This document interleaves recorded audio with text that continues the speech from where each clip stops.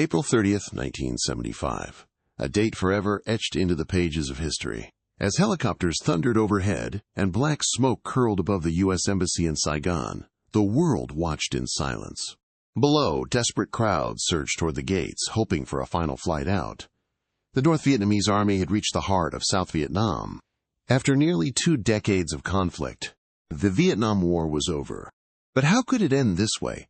How could the most powerful military on Earth, armed with superior firepower, cutting-edge technology, and almost unlimited funding, fail so catastrophically? What went so wrong in the jungles, rice paddies, and cities of a small Southeast Asian country that Washington once thought would be an easy victory?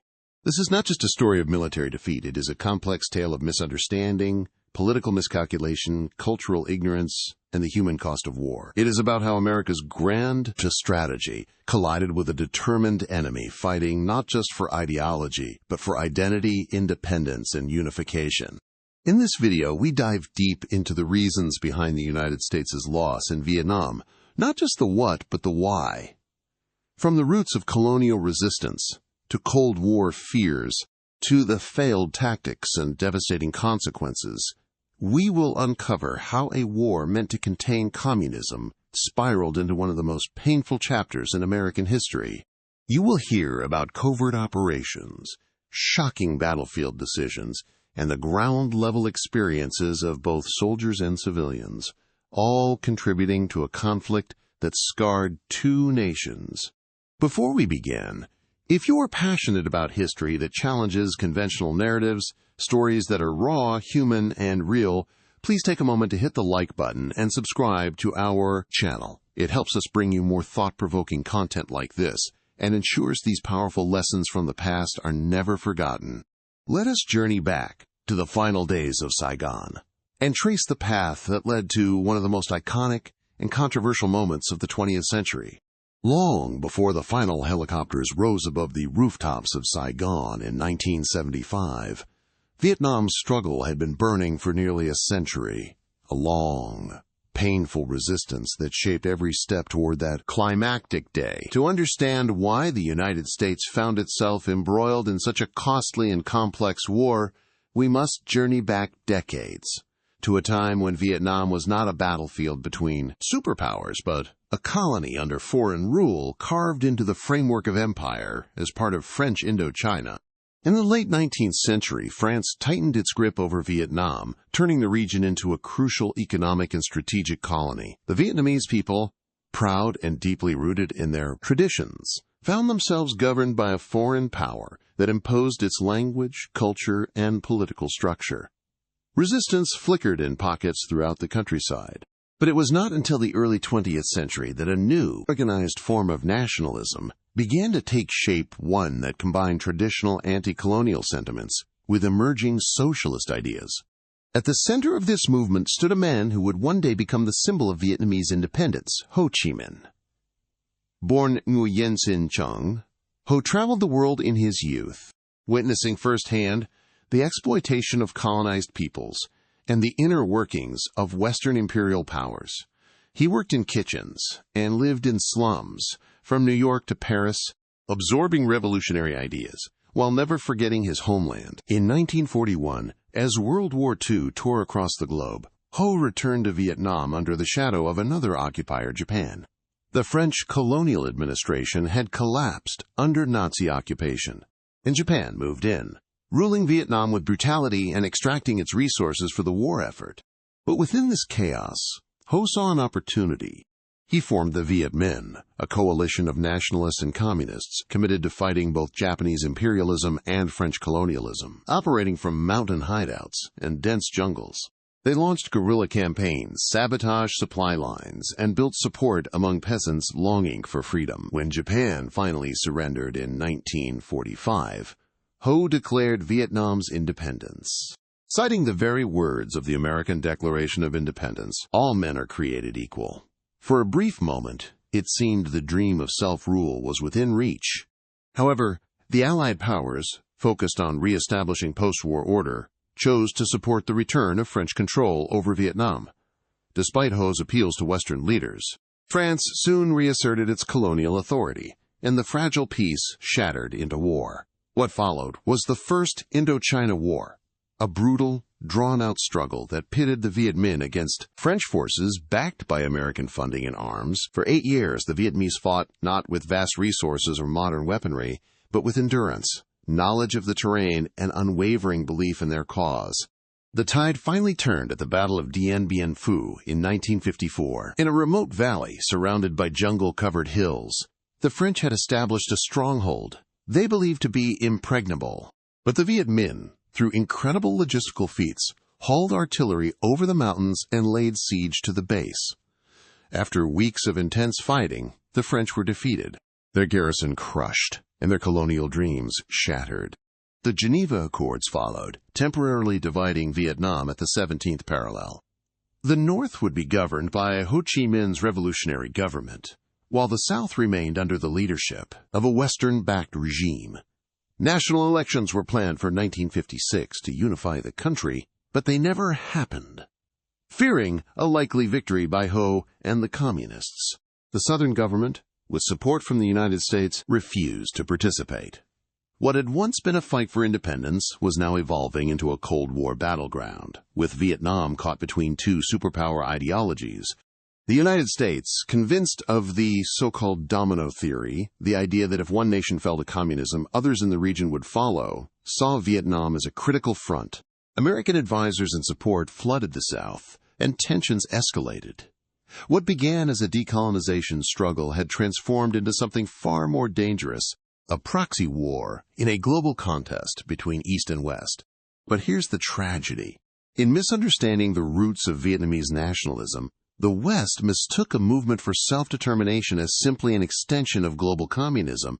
What many in Washington failed to grasp was that for Ho Chi Minh and millions of Vietnamese, communism was not just ideology. It was a means to an end, the tool through which they could break free from foreign domination. To them, the war was not about spreading Marxism across Asia, but about reclaiming their land, their history, and their right to govern themselves. This foundation, a legacy of colonization, betrayal, and resistance, set the stage for the American chapter of the conflict. And as we move forward in this story, we will see how this misunderstanding, paired with flawed strategies and shifting public opinion, would lead the United States down a path it could not easily reverse. The fall of Saigon in 1975 was not just the end of a war. It was the inevitable result of decades of struggle, of people fighting to control their own destiny first against colonial powers, and then against a superpower that underestimated the resilience of a nation determined never to be ruled again.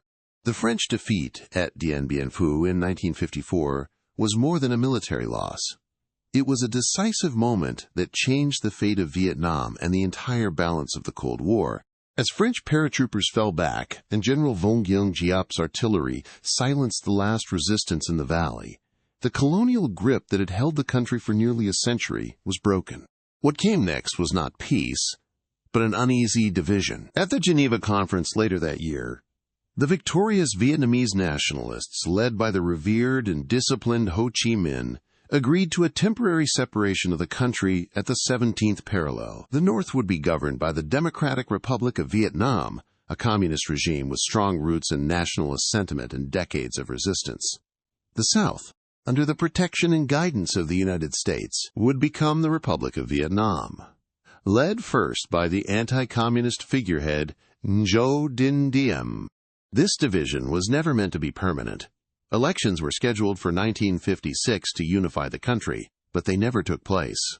The South, encouraged by American advisors and fearing a likely victory by the Communists due to Ho Chi Minh's popularity, refused to participate. From that moment, the 17th parallel became not just a demarcation line, but the epicenter of a growing geopolitical storm. What had been a struggle for decolonization was quickly morphing into a proxy battlefield in the wider ideological war between East and West. The Cold War had arrived in Southeast Asia, and Vietnam was its flashpoint. In the North, Ho Chi Minh's government focused on building a new socialist society, redistributing land, rebuilding from the wreckage of colonialism and war, and preparing for the inevitable next phase of conflict. While publicly calling for peaceful reunification, the North also quietly supported the formation of a southern insurgency, the National Liberation Front, later known simply as the Viet Cong. Their objective: destabilize and eventually overthrow the South Vietnamese regime, which many in the countryside viewed as corrupt, authoritarian, and beholden to foreign interests. Meanwhile, in Saigon, President U Dinh Diem consolidated power. A devout Catholic in a predominantly Buddhist country, Diem relied heavily on loyalty networks, nepotism, and American aid. His regime was plagued by internal dissent, rural unrest, and accusations of repression. Despite this, Washington continued to offer unwavering support, convinced that the fall of South Vietnam would set off a domino effect throughout Southeast Asia, spreading communism like wildfire from Laos to Thailand, Malaysia, and beyond. This fear, the infamous domino theory, shaped U.S. policy for more than a decade. As the Cold War intensified globally, so too did the pressure on Vietnam. The United States ramped up its military and political involvement in the South, initially through advisors and financial assistance, but increasingly with covert operations and strategic planning. The North, in turn, received material and ideological backing from both the Soviet Union and the People's Republic of China. What had once been a Vietnamese struggle for unity and independence was now becoming a stage for two superpowers to wage their ideological war by proxy. And so the seeds of a long and bitter conflict were sown. Guerrilla attacks by the Viet Cong began to intensify in the late 1950s, targeting infrastructure, government officials, and American advisors. In response, the South Vietnamese government cracked down harshly, often alienating the very rural populations it sought to win over. U.S. West. Support increased, with military advisors now playing more active roles on the ground. By the early 1960s, South Vietnam was no longer just a struggling state. It had become the front line in America's global campaign against communism. Back in Washington, policymakers debated how far to go.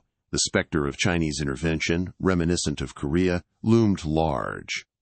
Yet so did the fear of appearing weak in the face of communist aggression. Each escalation, from the increase in military advisors to the covert airstrikes along the Ho Chi Minh Trail, was justified as necessary, temporary, and proportionate. But each step drew the U.S. deeper into a conflict it neither fully understood nor controlled. Vietnam was a different kind of war, fought in jungles, rice paddies, and villages, where allegiances were complex and often opaque. And though the U.S. had the most advanced military on Earth, it was about to face an adversary driven not by military technology, but by patience, nationalism, and an unyielding belief in their cause. By the time the first American combat troops arrived in 1965, the die had already been cast. What had started as a local struggle for independence and national unity had transformed into one of the most controversial and devastating wars of the 20th century. The 17th parallel, once just a line on a map, had become the heart of a tragedy that would take millions of lives, reshape global politics, and haunt the conscience of a generation. By the dawn of the 1960s, the winds of conflict were already sweeping across the lush jungles and rice paddies of Vietnam. Although the French had been forced out following their devastating defeat at Dien Bien Phu, peace was fleeting. Vietnam, now divided along the 17th parallel, had become the latest fault line in a Cold War that was no longer just cold. In the north, Ho Chi Minh and his communist government solidified their hold on Hanoi with the quiet yet firm backing of the Soviet Union and China. In the south, the Republic of Vietnam, led by a series of unstable governments and propped up by American influence, struggled not just against external pressure but internal dissent. It was in this volatile climate that John F. Kennedy assumed the U.S. presidency in 1961. Young, charismatic, and deeply influenced by Cold War ideology, Kennedy viewed Vietnam not just as a distant Southeast Asian nation, but as a key domino in a global struggle against the spread of communism. The domino theory had taken root in Washington. If Vietnam fell, others in the region, Laos, Cambodia, Thailand, even Indonesia, might soon follow. To Kennedy and his advisors, the fate of a continent seemed to hinge on whether the South Vietnamese government could withstand communist insurgency from within and pressure from the north. But the reality on the ground was far more complex than any geopolitical theory could capture. In rural villages, discontent simmered. Land reforms in the South had alienated many farmers, and corruption within the government bred resentment. Into this disillusionment stepped the Viet Cong communist insurgents who operated in the South but were supplied and trained by the North. They blended into the local population, struck quickly, and vanished into the jungle. They were not a traditional army, but they were effective, relentless, and growing in strength. Kennedy's response was to deepen U.S. involvement, but cautiously. He did not immediately send combat troops. Instead, he authorized a rapid increase in the number of American military advisors, a term that conveniently masked how heavily involved the U.S. was becoming. By the end of 1961, there were more than 3,000 American personnel in Vietnam, tasked with training the Army of the Republic of Vietnam, ARVN, and helping to plan counterinsurgency operations. American helicopters and pilots were deployed to support South Vietnamese troops. U.S. aid flowed into Saigon, both military and economic. The strategy was rooted in the belief that with enough support, the South Vietnamese could stand on their own. But signs of trouble appeared early. The ARVN lacked cohesion, often struggled with poor morale, and was riddled with political interference. More importantly, the Viet Cong were winning the psychological battle. They operated at night, made alliances with local peasants, and portrayed themselves as freedom fighters resisting foreign influence. Their tactics were brutal at times, but effective, especially in contrast to a South Vietnamese regime that many citizens saw as distant or repressive. Kennedy's administration also pushed for more unconventional warfare. The CIA and Special Forces began programs aimed at rooting out Viet Cong influence through village surveillance, strategic hamlet building, and intelligence gathering. These efforts, however, often backfired. Forcibly relocating villagers to strategic hamlets only deepened resentment. Intelligence networks were infiltrated. The more the U.S. tried to engineer stability, the more fragile things seemed to become. Still, Kennedy remained committed. In public speeches, he emphasized the need to defend liberty and resist tyranny. In private, he expressed doubt, acknowledging that a military victory might not be possible without significant escalation. But he also believed that a withdrawal would damage American credibility worldwide. So the U.S. pressed on deeper into the shadows of a conflict it did not yet fully understand. Then came November 1963, just weeks before Kennedy's own assassination in Dallas. A coup tacitly approved by the United States overthrew and killed South Vietnamese President Ngo Dinh Diem. Though Diem had lost favor in Washington due to his increasingly autocratic rule and alienation of Buddhist communities, his removal left a power vacuum. South Vietnam descended into political chaos, cycling through leaders like a revolving door, each more unstable than the last. Kennedy did not live to see what came next. His successor, Lyndon B. Johnson, would inherit a Vietnam already teetering on the edge of full-scale war. But even before the Gulf of Tonkin incident, even before American boots officially hit the ground in combat roles, the course had been set. What began as a mission to advise and assist would soon transform into something much larger and far more costly. Vietnam was no longer just a small country fighting for its identity. It had become the crucible where superpower ambitions, ideological certainty, and cultural misunderstanding collided. And the United States, once cautiously dipping its toe into foreign waters, was now wading deeper with every passing month, unaware of just how deep and treacherous those waters would become. The turning point came with a murky incident in the Gulf of Tonkin, where a naval clash between U.S. and North Vietnamese forces triggered a rapid escalation. Though details remain debated, the political effect was immediate and far-reaching. President Lyndon B. Johnson presented the incident to Congress as an unprovoked attack on American vessels, galvanizing a swift response. The Gulf of Tonkin Resolution was passed, granting Johnson broad authority to use military force in Vietnam without a formal declaration of war. It was a blank check, and the U.S. would soon cash it with devastating consequences. In the months that followed, American air power was unleashed.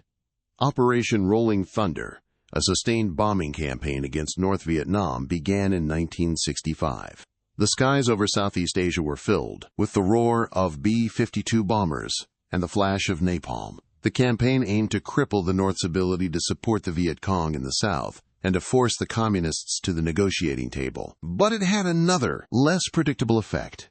It hardened the resolve of the North Vietnamese and drew the U.S. deeper into a war that would defy easy victory.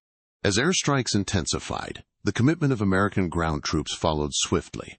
In March 1965, the first combat troops landed at Da Nang. These were not just advisors or support units, they were soldiers prepared for direct confrontation.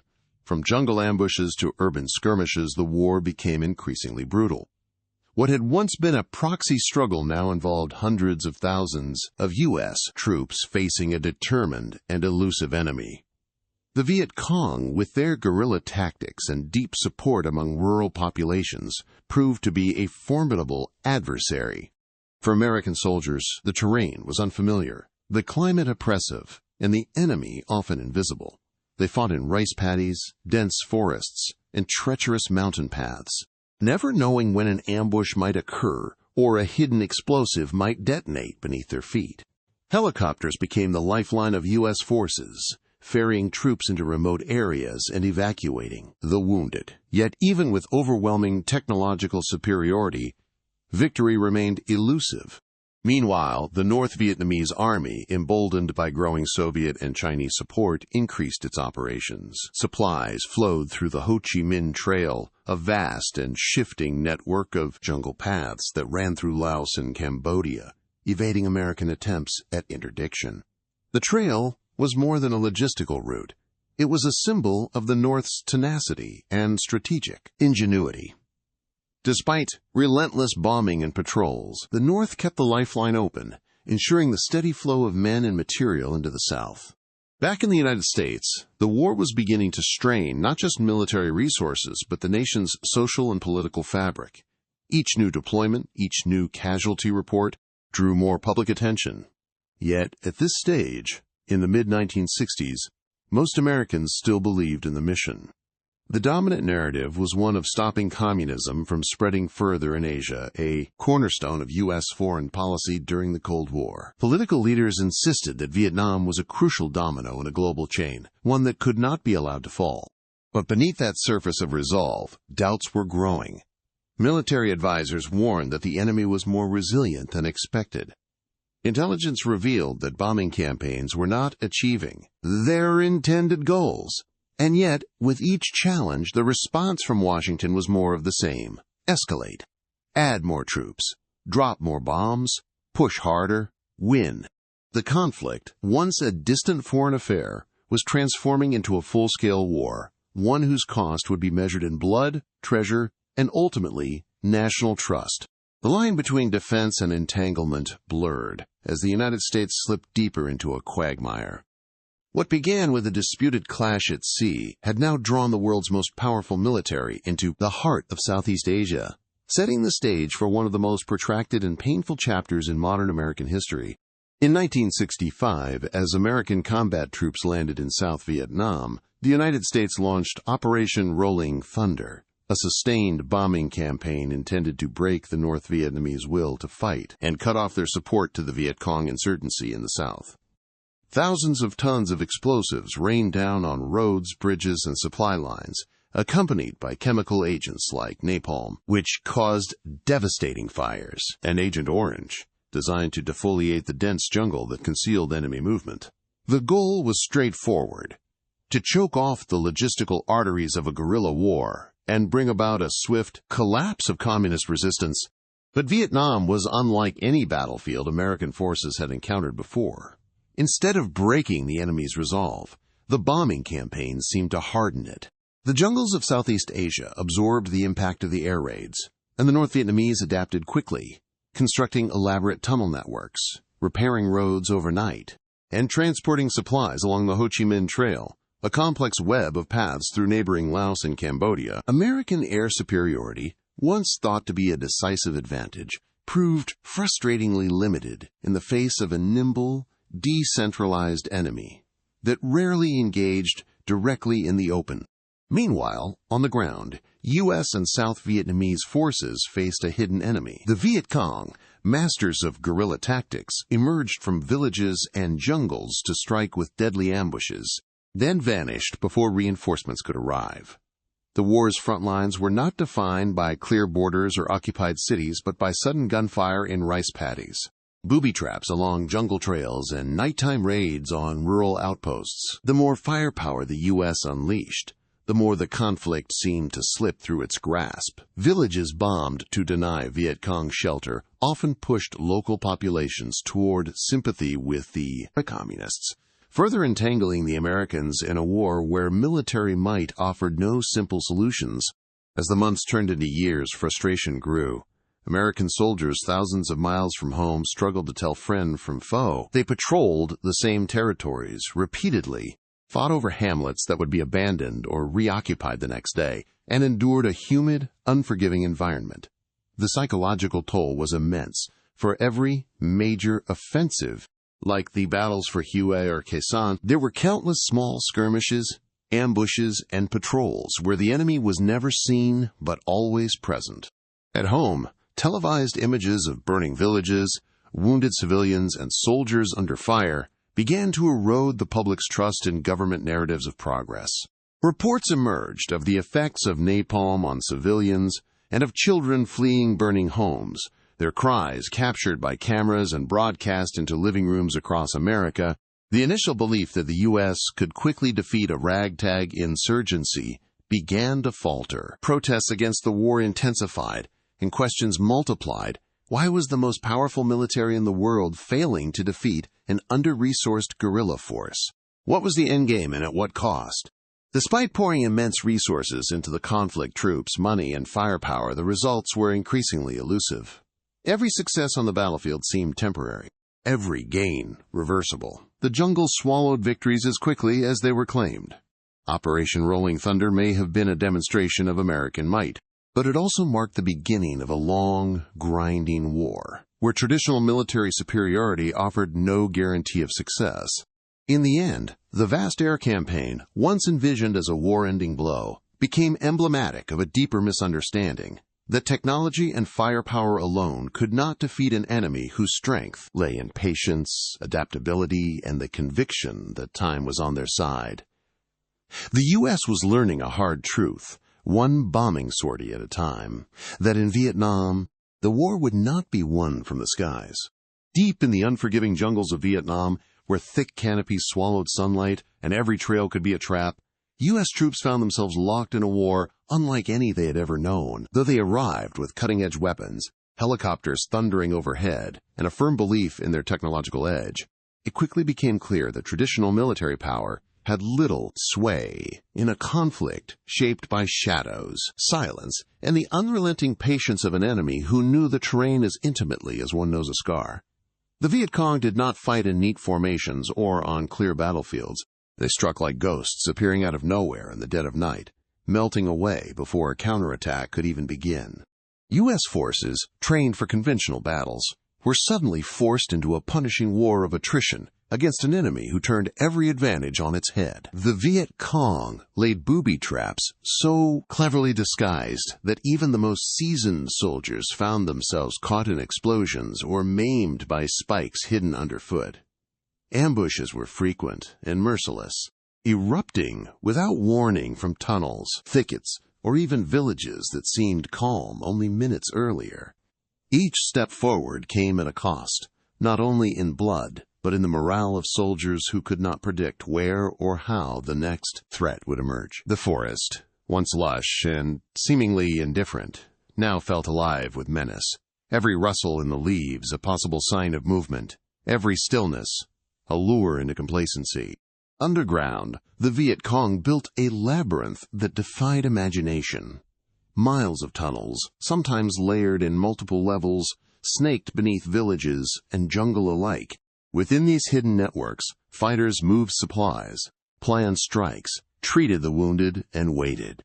American soldiers discovered these passageways only after suffering heavy losses above them, and even then, navigating them was perilous. Some tunnel rats, brave volunteers who descended into the darkness, returned with tales of pitch-black silence, suddenly broken by a firefight, of entire rooms dug beneath the earth housing food, stores, weapons, and even command centers. These tunnels were not just a means of survival. They were a symbol of how deeply rooted the resistance had become.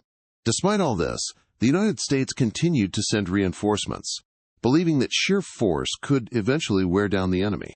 Helicopters dropped soldiers into remote zones, only to extract them days later with casualties and stories of enemies they never even saw. Airstrikes devastated suspected hideouts, but the jungle swallowed the destruction and sprouted anew, concealing both past and future. Napalm scorched fields, and defoliants like Agent Orange were sprayed to strip away cover, but the enemy adapted, shifting locations, returning at night, blending once again with the trees and terrain.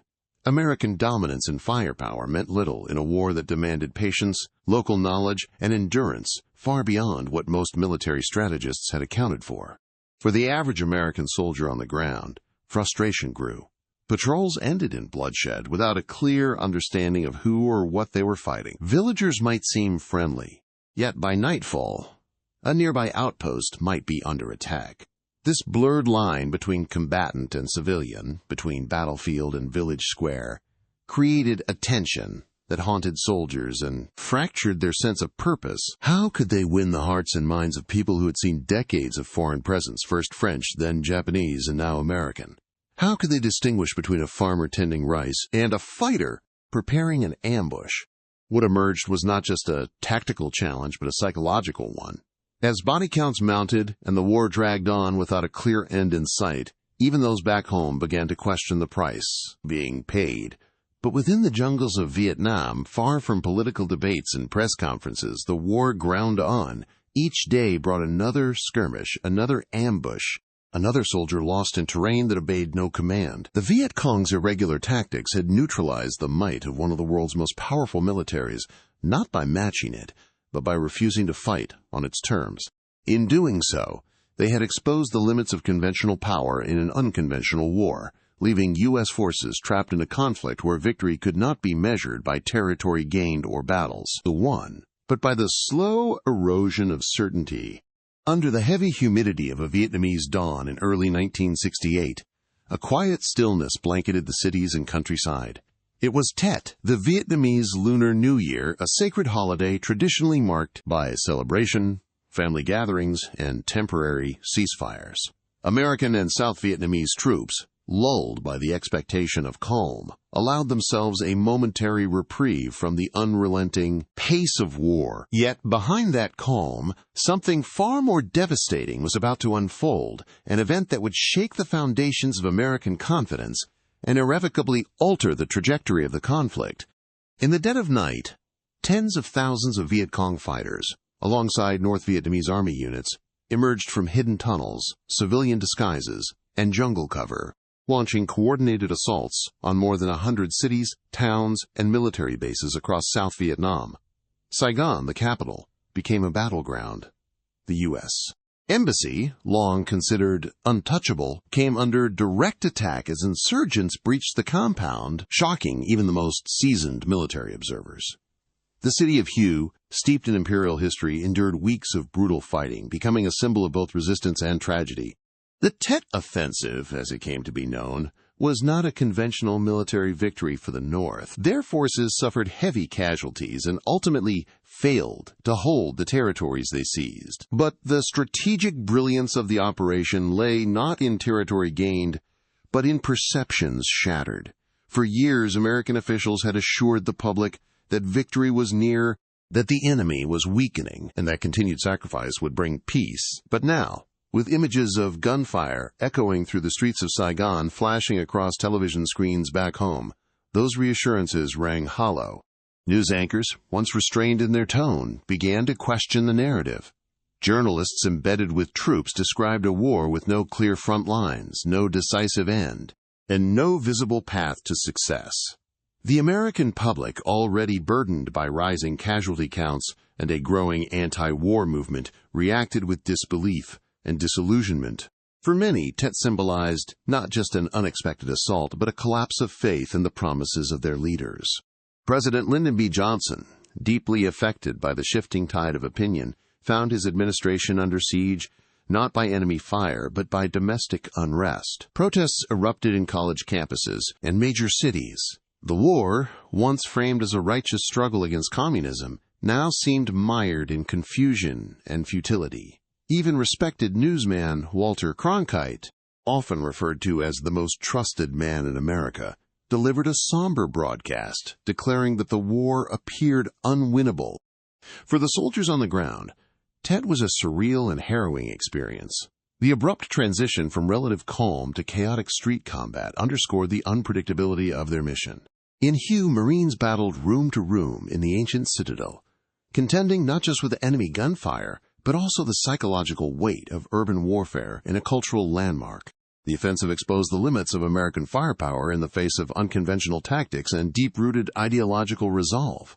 Meanwhile, in North Vietnam, the leaders watched as their gamble paid off not through the battlefield, but through the American conscience. They had counted on the fact that their ability to endure hardship, fueled by a strong belief in reunification and independence, would outlast the political will of a distant superpower. The Tet Offensive marked a pivotal psychological victory, one that shifted the momentum of the war even as the physical territories remained contested. In the months that followed, a change began to take shape in Washington. Johnson, drained and facing mounting criticism, announced he would not seek re-election. His successor would inherit not just a divided nation, but a conflict growing more complex and costly by the day. The illusion of control, once projected by carefully managed military reports and government briefings, had been irrevocably pierced. Tet did not end the war, but it transformed its meaning. For those watching from afar, it became a symbol of the chasm between political rhetoric and battlefield reality. For those who fought, it reinforced a grim truth that this was not a war of quick victories or simple binaries, but one of endurance, belief, and devastating consequence. And for a generation that came of age under the shadow of Vietnam, the Tet Offensive etched itself into memory not merely as a military campaign, but as a turning point in America's understanding of power, purpose, and the price of war. The war in Vietnam had already grown increasingly complex, with deepening foreign entanglements and elusive enemies hidden within thick jungles and tunnel networks. As American troops poured into Southeast Asia with the intention of stabilizing a divided country and halting the spread of communism, the reality on the ground painted a much darker picture, one riddled with uncertainties, blurred lines, and consequences that few had anticipated. Amid this escalating conflict, a series of tragic and deeply unsettling events would turn the tide, not necessarily on the battlefield, but in the minds and hearts of those watching from afar. Among the most harrowing incidents to emerge was what happened in the village of My Lai in March 1968. What began as a search-and-destroy mission targeting suspected Viet Cong hideouts devolved into something far more disturbing. U.S. soldiers entered the hamlet expecting resistance, but instead encountered unarmed civilians, many of them women, children, and the elderly. In a few horrifying hours, over 500 lives were lost. When news of the massacre eventually reached the American public, it ignited outrage, disbelief, and a profound questioning of the war's moral compass. The government initially attempted to suppress the information, but it could not stay buried. Photographs, testimonies, and reports eventually forced a reckoning that exposed not just the actions of individuals, but the psychological strain the war imposed on soldiers and the systemic failures that allowed such a tragedy to occur. The My Lai massacre was not an isolated shock. Throughout the countryside of South Vietnam, civilians lived under constant threat, not only from crossfire or misdirected military action, but from widespread use of chemical defoliants like Agent Orange. These chemicals, designed to strip away jungle cover and deprive enemy fighters of hiding places, left behind devastating effects. Forests withered, crops failed, and rivers ran tainted. Entire villages were exposed, and generations later, the consequences would still be seen in the form of birth defects, cancers, and environmental destruction. Napalm, another incendiary weapon frequently used in bombing raids, caused horrific injuries. And some of the most searing images broadcast back to America came from its use on civilians caught in the chaos. These harrowing visuals, captured by daring photojournalists and broadcast on television screens across the United States, played a crucial role in shifting public sentiment. No longer could the conflict be seen in purely strategic or ideological terms. It became visceral, human, and deeply tragic. College campuses erupted with protests. Marches against the war grew in size and intensity.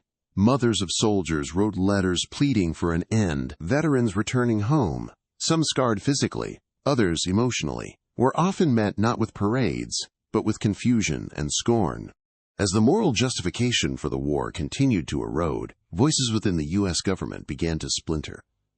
What had once been framed as a noble effort to protect freedom and democracy now seemed mired in contradictions. Why, many asked, were thousands of young Americans being sent halfway around the world to fight a war that increasingly appeared unwinnable?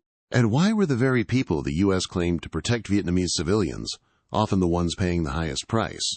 The Vietnamese themselves were caught between two forces on one side, the Viet Cong and North Vietnamese, and on the other, a foreign army that claimed to bring liberation but sometimes delivered destruction. Trust became fragile and alliances frayed. Villages that had once harbored U.S. troops turned suspicious. Local support dwindled. Not necessarily out of sympathy for communism, but from fear and survival. In such an environment, winning hearts and minds, a key component of U.S. strategy, became nearly impossible. As the toll mounted, both in lives and legitimacy, the American public grew restless. By the early 1970s, a sense of fatigue settled in. The government attempted to shift responsibility to South Vietnamese forces through a strategy dubbed Vietnamization. But even that approach carried its own challenges. Meanwhile, revelations about covert operations, classified documents like the Pentagon Papers, and increasing media scrutiny deepened public distrust. The turning point had less to do with a single battle and more with a collective awakening, a painful realization that the cost of the war extended far beyond geopolitics. It was measured in burned villages, poisoned fields, lost sons, and shattered ideals. The My Lai massacre, civilian casualties, and chemical exposure did not merely stir outrage. They forced a nation to confront the limits of power and the burden of responsibility. And for the Vietnamese people, it underscored the tragic reality of a war fought not for their liberation, but often at their expense.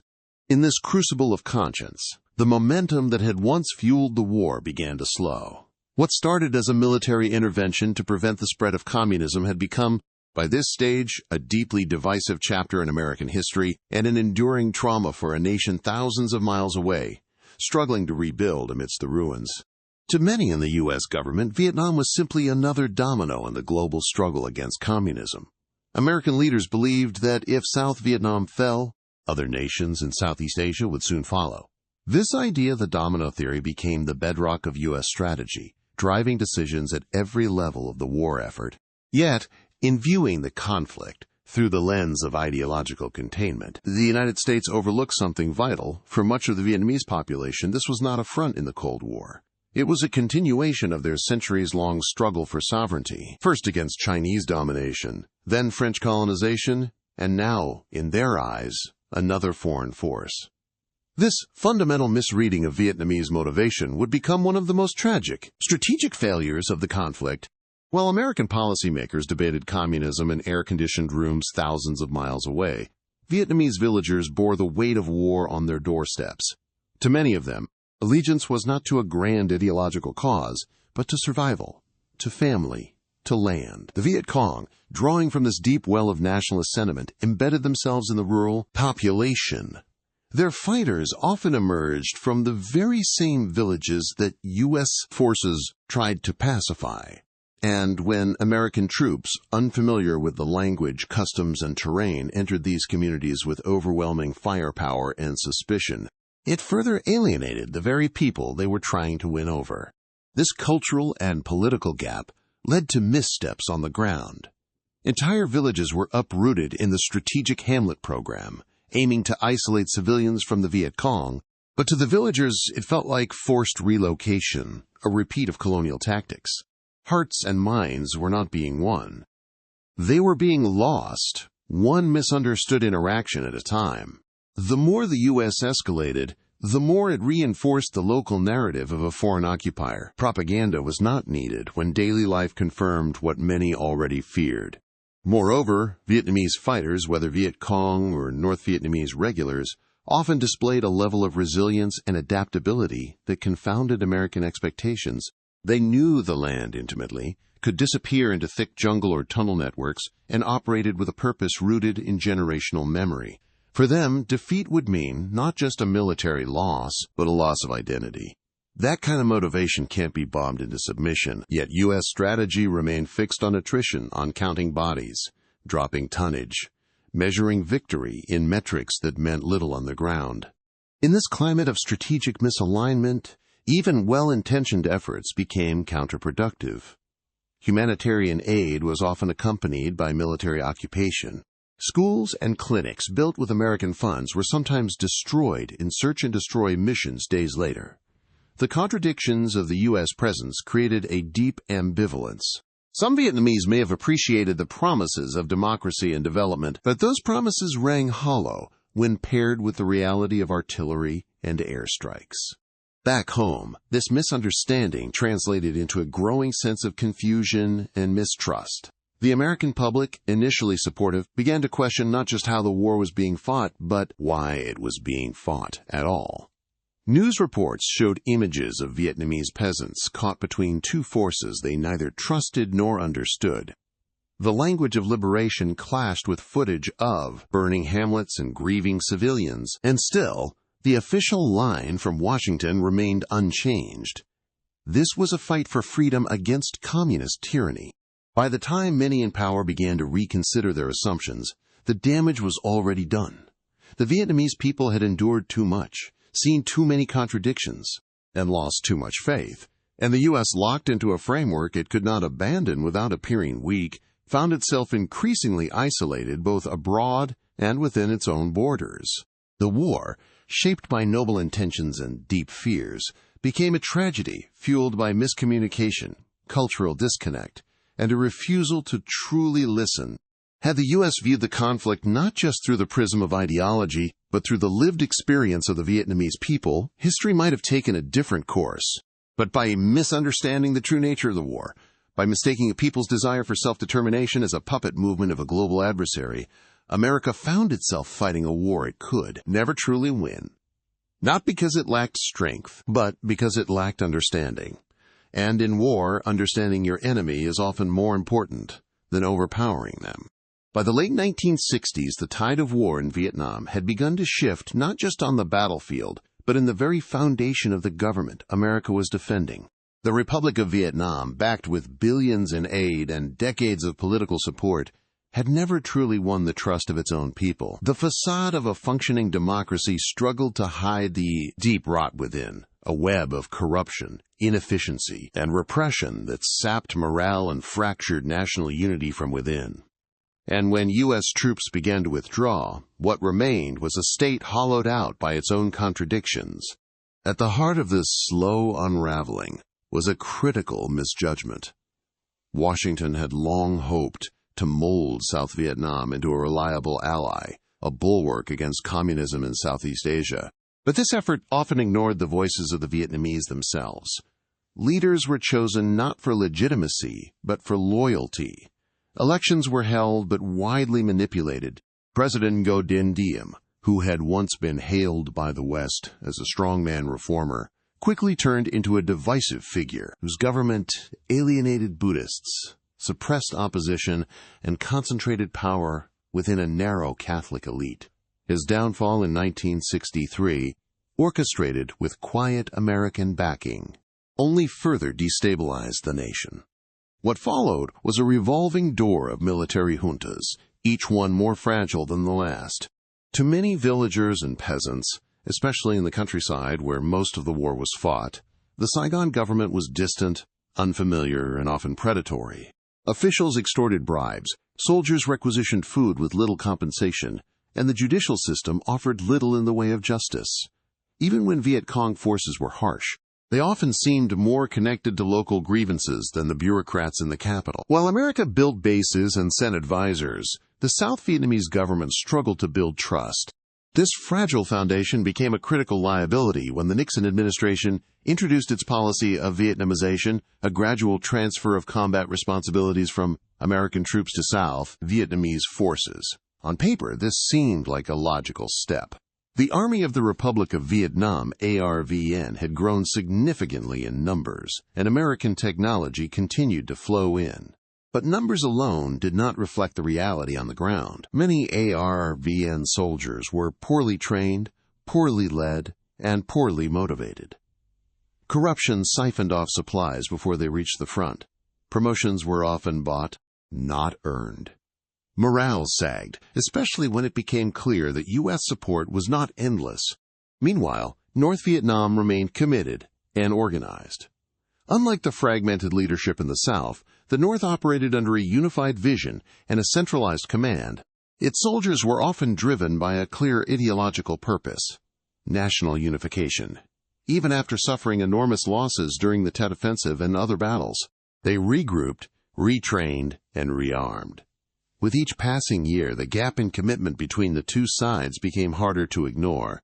When U.S. ground forces began withdrawing in earnest in 1969, the ARVN was left to hold territory it could barely defend, under a government that many citizens no longer believed in. American air power could delay North Vietnamese advances, but it could not fix broken institutions. It could not stop the graft that plagued the supply chain, or instill confidence in conscripted soldiers who had no faith in their commanders. And it could not erase the lingering perception among many Vietnamese that the Saigon regime existed more as a creation of foreign power than a legitimate reflection of the people's will. This vacuum of legitimacy was not a secret. U.S. military and intelligence officials had long warned that victory could not come through firepower alone. Hearts and minds mattered. But with each scandal, each arrest of political dissidents, and each report of abuses by South Vietnamese forces, that goal drifted further out of reach. When the final American troops left in 1973 and U.S. air support dwindled soon after, the countdown to collapse had already begun. The South Vietnamese government, bloated with bureaucracy but brittle in backbone, faced an enemy that was patient, disciplined, and above all, more connected to a cause that resonated with many Vietnamese, even those who did not fully align with the Communists. 2 years later, in April 1975, Saigon fell with stunning speed. The scenes at the U.S. Embassy helicopters evacuating desperate civilians as North Vietnamese tanks rolled into the city symbolized not just the end of a war, but the failure of a vision. It was not simply that America had lost a military struggle. It had backed a regime that could not stand on its own because it had never truly earned the right to. In the end, all the weapons, training, and strategic plans could not substitute for legitimacy. Without the support of its own people, a government cannot survive. And in Vietnam, that truth became devastatingly clear once the American shield was gone. The ink had barely dried on the Paris Peace Accords of 1973 when reality began to unravel the promises on paper. Though the agreement called for a ceasefire and withdrawal of American troops, the North Vietnamese viewed it as little more than a strategic pause. For them, the war was never over. It was simply entering its final phase. Within months, skirmishes resumed along key regions of South Vietnam, and while U.S. combat forces had officially left, North Vietnamese divisions remained intact, resolute, and emboldened. Meanwhile, in the South, things were beginning to fall apart. Without American air support, funding, or political will, the South Vietnamese army was left vulnerable. The government in Saigon, plagued by internal corruption and crumbling morale, could not hold the line. Town after town fell in rapid succession as North Vietnamese troops swept southward. Desperate pleas for renewed American intervention echoed from Saigon to Washington, but they were met with silence. The American public, weary of war and betrayal, would not allow it. Then came April 30th, 1975. As helicopters evacuated the last Americans and a handful of South Vietnamese allies from the rooftop of the U.S. Embassy, North Vietnamese tanks rolled into Saigon. The city fell without a major battle, and with that, the Vietnam War was over. The red and yellow flag was raised, and decades of conflict had come to a definitive, tragic end. But wars do not end when the guns fall silent. They echo. For Vietnam, the cost was staggering. Cities and villages bore the scars of endless bombardment. Forests were poisoned by chemical defoliants like Agent Orange, leaving behind long-term health crises and generations born with deformities. The social fabric was torn. Families split, re-education camps established, and a mass exodus of refugees took to the sea, giving rise to the haunting term, boat people. It was not the peaceful reunification many had hoped for, but rather a difficult, uncertain rebirth. In the United States, the war had left its own trail of trauma. Nearly 60,000 Americans had died, and hundreds of thousands more returned home wounded physically, mentally, emotionally. The nation found itself in a state of moral confusion. Trust in the government plummeted. Images of napalm, of wounded children, of burning villages, and of body bags had flooded American living rooms for over a decade. The illusion of noble war had been shattered. Veterans came home not to parades, but to silence. Some were shunned, misunderstood, or forgotten altogether. Post-traumatic stress disorder became a ghost that haunted countless lives, often unnamed, untreated, and unspoken. The cultural and political fallout reverberated for decades, fueling protests, reshaping media coverage of future wars, and fundamentally altering the American psyche. The war also triggered a massive reevaluation of foreign policy. No longer could military might guarantee victory in unconventional wars. Vietnam became the cautionary tale, a reminder that ideological certainty is not enough to win hearts, nor to understand a foreign land's centuries-old struggle for self-determination. The divide between purpose and perception, between what America thought the war was and what it actually was to the Vietnamese, lay at the heart of this failure. The U.S. believed it was halting the spread of communism. Many Vietnamese, however, saw themselves fighting for sovereignty, for liberation, for their own identity. This profound disconnect doomed any hope of lasting success. And yet, amidst all the devastation, stories of resilience endured. Vietnamese civilians rebuilt villages, planted new crops in once bombed fields, and slowly pieced together lives disrupted by war. American veterans formed support groups, told their stories, and sought healing in shared memory. Some even returned to Vietnam not as soldiers, but as visitors, seeking closure and reconciliation. Today, the echoes of that war still linger, but so does a hard-earned peace. Vietnam has transformed in remarkable ways, becoming one of Southeast Asia's fastest-growing economies. Its cities pulse with life and color, and its people, many born long after the war ended, look forward rather than back.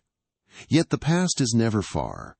Memorials stand, both in Vietnam and in the U.S., to honor the fallen and to remind future generations of the cost of misunderstanding, the weight of ideology, and the enduring consequences of war. As we close this chapter, we remember not just the soldiers and generals, but the farmers, the mothers, the children, those whose names never appeared in headlines, yet bore the brunt of history's violence. Their voices, often silent, are no less important. They are the threads that complete the tapestry. Thank you for joining us on this journey through one of the most complex and devastating conflicts of the 20th century. If you found this story insightful or moving, we invite you to support this channel by liking this video and subscribing for more deep, human-centered history. Your engagement helps keep stories like this alive and heard. Until next time, take care, reflect with compassion, and sleep well. Good night.